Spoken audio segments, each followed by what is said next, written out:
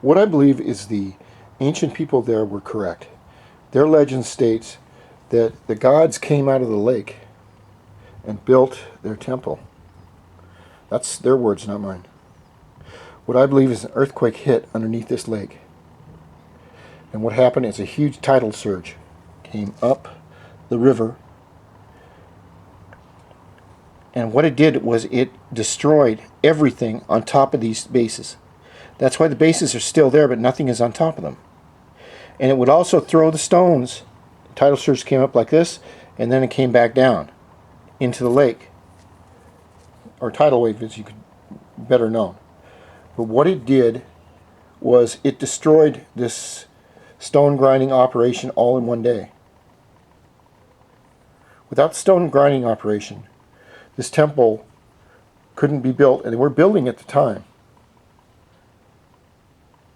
For some reason, it was abandoned right after that. Now, the inside of this temple right here, I think it's called Kalahari Temple.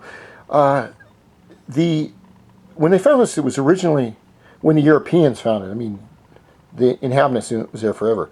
But when the Europeans found it, all of this was covered in dirt. Basically, just these spires on the edges were seen.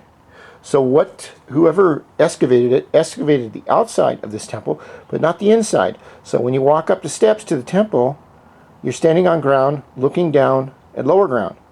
But I believe when this was built, this is a giant pool, and it needs to be excavated, all of this,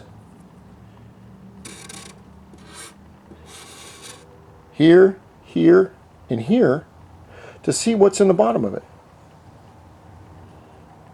Now, what another thing we can tell if a tidal surge happened is that by taking core samples of this area right here, we take core samples right here. We also take core samples here. If a tidal surge hit this, there would be a mass disruption in the silt or the underlying soil at that time. It would be a massive influx of silt and then a massive outflow, and then it would stop.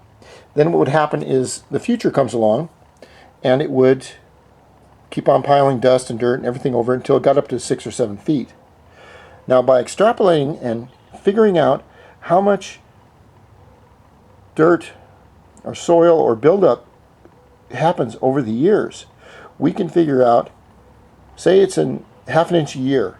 Well, we do the core samples, find out exactly, dig down with core samples, figure out exactly when the tidal disruption happened, if it did happen, and it will show because it is there if it is there, and then determine how deep it is. We can go back and determine when it happened.